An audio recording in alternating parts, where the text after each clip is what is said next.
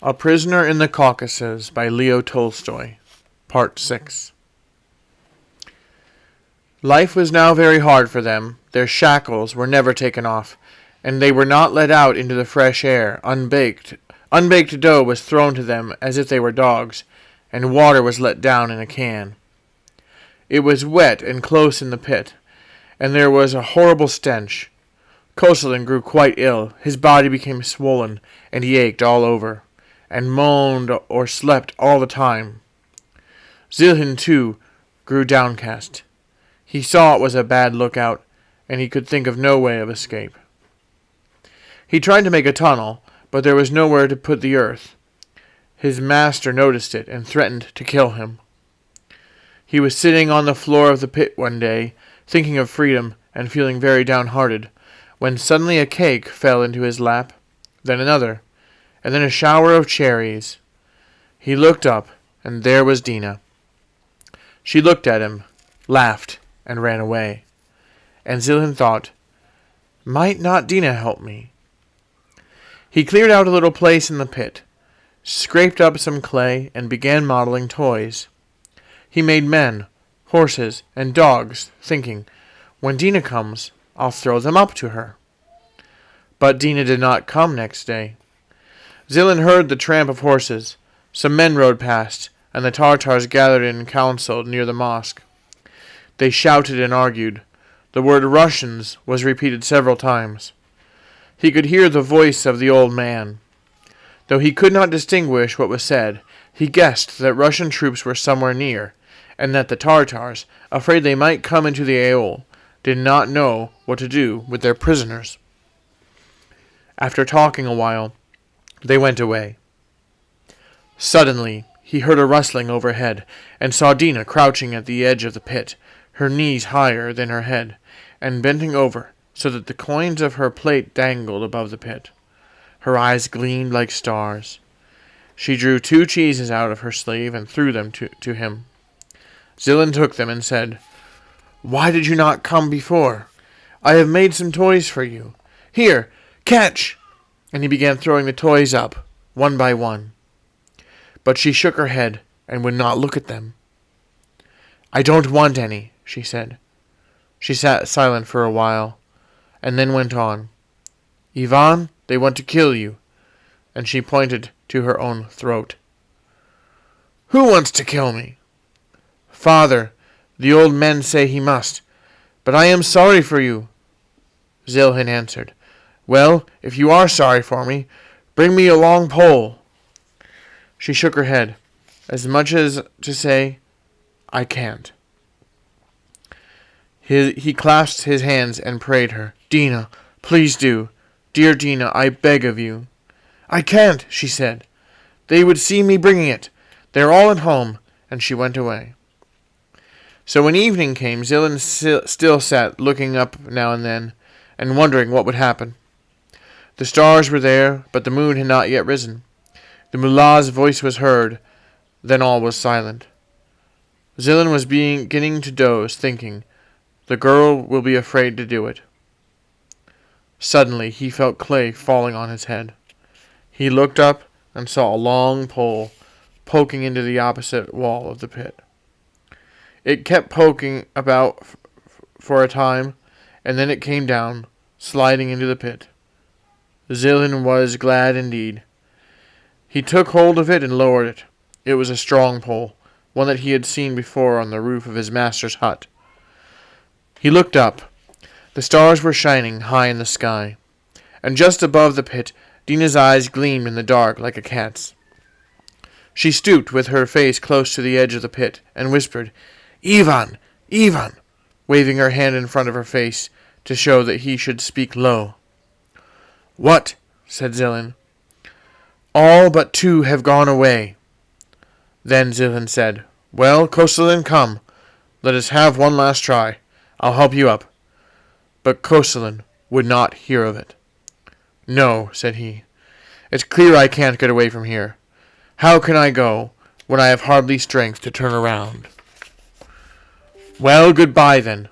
Don't think ill of me. And they kissed each other. Zilhin seized the pole, told Dina to hold on, and began to climb. He slipped once or twice. The shackles hindered him. Kostelin helped him, and he managed to get to the top. Dina, with her little hands, pulled with all her might at his shirt, laughing. Zilhin drew out the pole and said, "Put it back in its place, Dina, or they'll notice, and you will be beaten." She dragged the pole away, and Zilhin went down the hill. When he had gone down the steep incline, he took a sharp stone and tried to wrench the lock off the shackles. But it was a strong lock, and he could not manage to break it, and besides, it was difficult to get at. Then he heard someone running down the hill, springing lightly. He thought, "Surely that's Dina again." Dina came, took a stone, and said, "Let me try." She knelt down and tried to wrench the lock off, but her little hands were as slender as little twigs, and she had not the strength. She threw the stone away and began to cry. Then Zilhin set to work again at the lock, and Dina squatted beside him with her hand on his shoulder.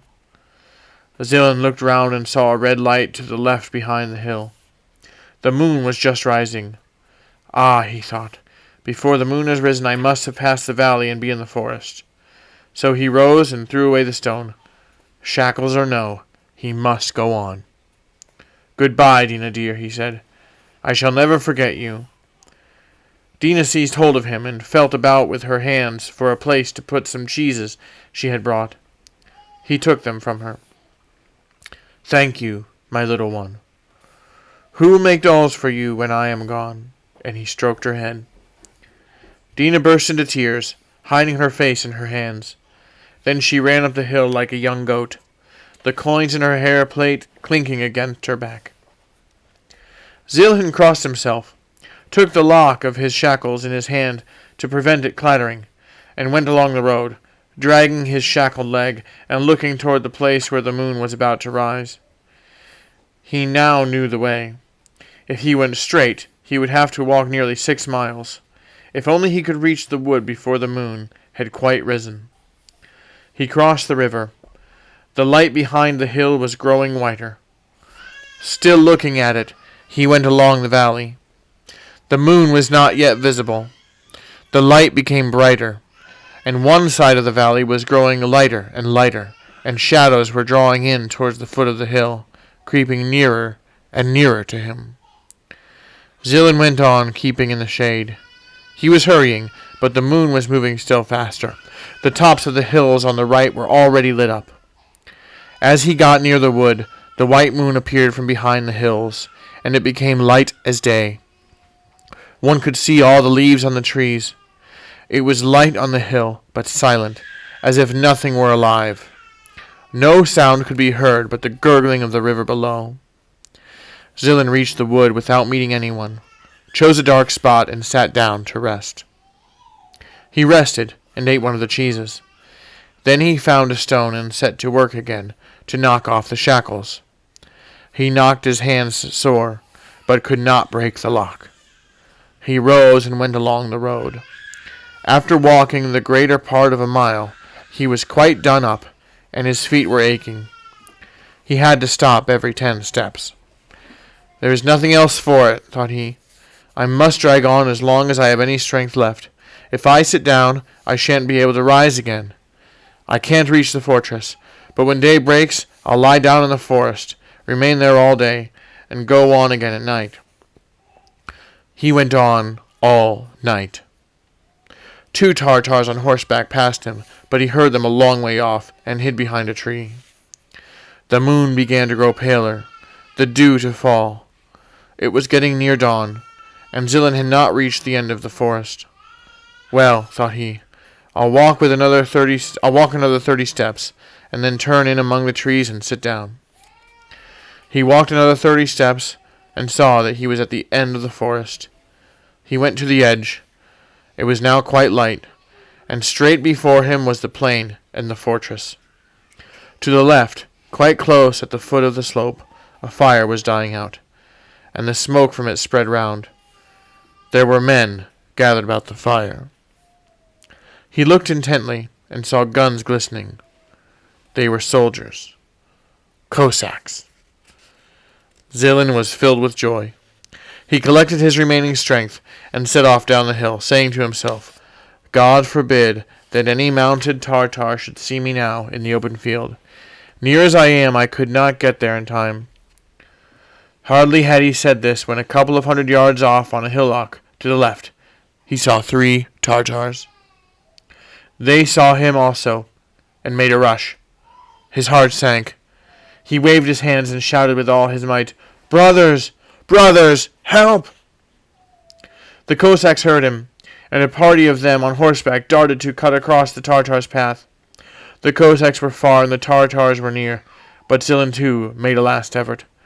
Lifting the shackles with his hand, he ran towards the Cossacks, hardly knowing what he was doing, crossing himself and shouting, Brothers! Brothers! Brothers! There were some 15 Cossacks. The Tartars were frightened and stopped before reaching him. Zilin staggered up to the Cossacks. They surrounded him and began questioning him. Who are you? What are you? Where from? But Zilin was quite beside himself, and could only weep and repeat, Brothers! Brothers! Then the soldiers came running up and crowded round Zilin, one giving him bread, another buckwheat, a third vodka, one wrapping a cloak round him, another breaking his shackles. The officers recognized him, and rode with him to the fortress. The soldiers were glad to see him back, and his comrades all gathered round him. Zilin told them all what had happened to him. That's the way I went home and got married, said he. No, it seems plain that fate was against it. So he went on serving in the Caucasus. A month passed before Koslin was released, after paying 5,000 rubles ransom. He was almost dead when they brought him back. The end. Written in 1870. That was A Prisoner in the Caucasus by Leo Tolstoy. Good night, everybody.